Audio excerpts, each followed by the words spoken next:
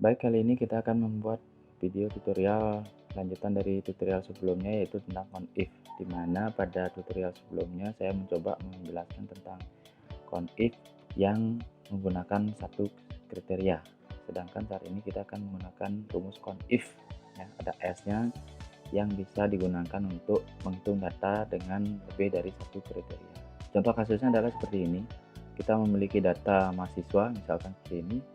Ada nomor, NIM, nama, jenis kelamin, L atau P, jurusan, dan angkatan. Nah, misalkan berdasarkan data ini kita ingin menghitung jumlah mahasiswa per jurusan dan per jenis kelamin. Jadi maksudnya jurusan ADH yang laki-laki ada berapa, yang perempuan ada berapa. Kalau menggunakan rumus CONIF saja, itu kita hanya bisa berdasarkan jurusan atau berdasarkan jenis kelamin saja. Sedangkan kita ingin sekarang berdasarkan jurusan dan jenis kelamin. Maksudnya contohnya seperti ini. Saya sudah membuat contoh tabel rekapnya, yaitu ada nomor, prodi, jenis kelamin berapa. Jadi prodi BHP, ini maksudnya tadi prodi ya, prodi atau program studi. Jadi prodi BHP laki-laki ada berapa, perempuan ada berapa. Kalau menggunakan rumus sebelumnya yang CONIF saja, kita hanya bisa menghitung per prodi saja, sedangkan per jenis kelamin kita tidak bisa menghitungnya. Rumusnya adalah seperti ini, kita langsung saja, sama dengan CONIF ya, jaket yang bawah ya, yang ada S-nya, CONIF. Di sini ada kriteria ring 1, berarti kita pakai prodi misalnya. Kita blok dari atas ya, dari atas sampai di bawah, sampai data terakhir kita blok. Jangan lupa dikunci. Jangan lupa dikunci menggunakan pen F4 atau F4 kalau di Windows. Kemudian koma, kriteria 1. Tadi kan kriteria ring 1, ringnya yang mana? Kemudian kriterianya mana? Berarti kriterianya adalah yang ini, karena tertutup ya. Kita klik saja di bawahnya, kemudian bawa kursornya ke atas sehingga bisa diklik yang itu. Kemudian koma. Nah, di sini ada kriteria ring 2. Kriteria ring 2 berarti yang kolom jenis kelamin ya. Kita blok dari bawah sampai atas bisa, atau dari atas sampai bawah. Kemudian jangan lupa dikunci F4, koma, kriteria 2. Kriteria 2 berarti ini L ya. Kemudian tinggal kita enter saja. Nah, di sini terlihat hasilnya adalah 13 ya. Artinya mahasiswa prodi BHP yang laki-laki itu ada 13. Artinya kriterianya ada 2, yaitu berdasarkan prodi dan berdasarkan jenis kelamin. Selanjutnya untuk yang perempuan bagaimana? Seharusnya kita bisa tinggal copy saja. Kita akan coba, kita copy ke kanan pakai Ctrl atau Command R ya kalau di MacBook. Tapi hasilnya salah. Kenapa bisa salah? Karena di sini jelas datanya ada. Kenapa bisa salah? Kita lihat ya. Kita klik 2 kali. Nah, kita lihat di sini dia kriterianya salah ya. Harusnya tadi kita kunci. Caranya ada 2. Pertama yaitu kita ketik ulang rumusnya, atau agar bisa di-copy berarti kita harus kunci. Nah, untuk menguncinya atau mengelok ya, ini kita inginkan agar kolom B5 ya. Nah, B5 kan yang itu. B5 ini agar tidak berpindah ketika kita copy ke kanan, berarti yang harus dikunci apa? Yang harus dikunci adalah kolomnya. B-nya ini harus dikunci agar dia tidak pindah ke kanan nanti ketika di copy. Berarti kita kunci dengan cara yang dikunci B-nya saja ya. Karena nanti kalau di copy ke bawah, kalau dikunci semua, nanti kalau kita copy ke bawah nanti dia tidak mau pindah. Padahal kita inginnya kalau ke bawah itu dia pindah. Kita kunci dengan cara berarti $B5.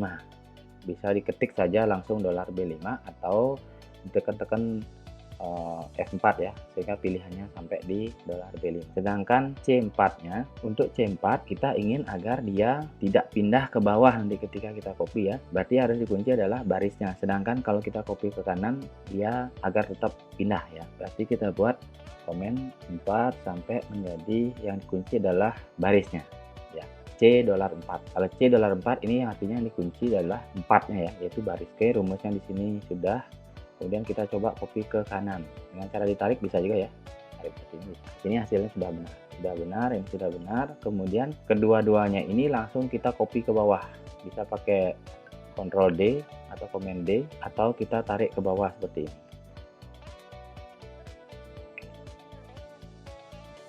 Nah, bagaimana cara kita memastikan bahwa data kita ini sudah benar? Kita bisa lakukan dengan cara kita cek nanti jumlah totalnya. Pertama kita buat total ini pakai auto sum saja. Seperti itu. Dia akan otomatis menghitung, dan ini kita copy ke kanan atau auto sum dari sini. Kemudian untuk total laki-laki dan perempuan sama dengan ini ditambah, kemudian kita copy ke bawah. Ini bisa pakai auto sum juga. Nah, di sini hasilnya 132. Kita akan coba cocokkan dengan jumlah data total ya. Totalnya di sini kalau pakai nomor bisa juga. Nah, di sini hasilnya 132, totalnya 132. Atau kalau mau dicek satu persatu, kita bisa filter ya.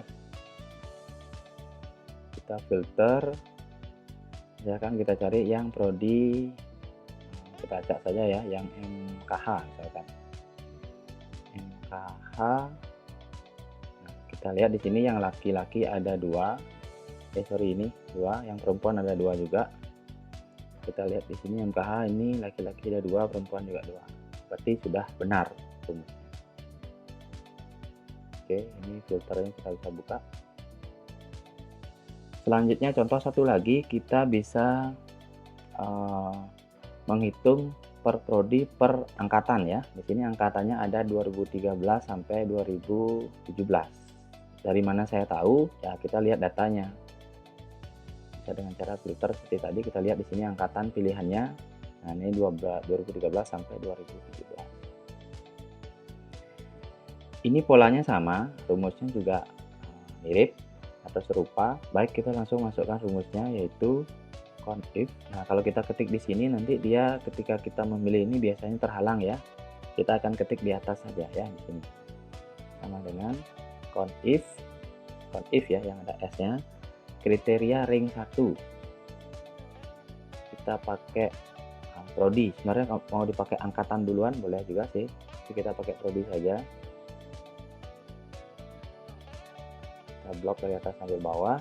Kemudian jangan lupa di lock full absolute, yang di lock semua, koma kriteria 1 yaitu ini ya.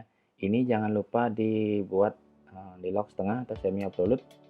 Yang di lock adalah kolomnya ya, jadi $$ H5 ya. Kemudian koma kriteria ring 2.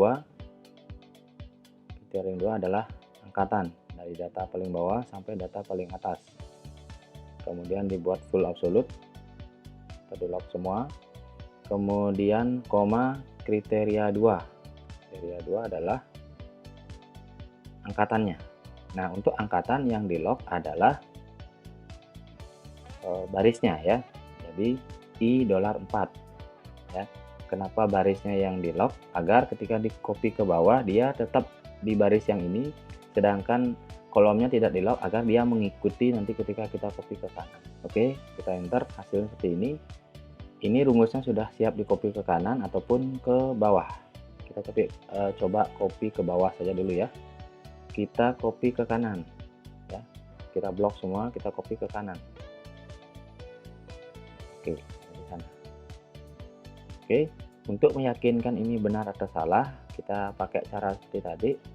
Kita coba buat totalnya dulu ke bawah. Oh sorry, ini ketika dibikin auto sum dia menghitung sampai di ini ya. Jadi hati-hati. Padahal kita inginnya cuma sampai di sini saja. Di situ saja. Ini karena dia berisi angka juga, jadi auto sumnya mengira datanya sampai di sana. Oke, ini kita copy ke kanan sampai di sini. Kemudian ini kita pakai auto sum juga. Tapi ketika membuat auto sum kita harus lihat, pastikan apakah yang di sum itu sudah sesuai keinginan kita ya. Kemudian ini kita copy ke bawah sampai di sini. Ini kita auto sum yang ke atas. Oke, hasilnya 132 sama ya. Jadi kita bisa pastikan bahwa data ini sudah benar karena berdasarkan data total juga sama 132. Baik, demikian beberapa contoh penggunaan conif ya. Jadi con yang kriterianya lebih dari 1. Semoga bermanfaat. Jangan lupa like, komen, atau subscribe. Terima kasih. Selamat mencoba.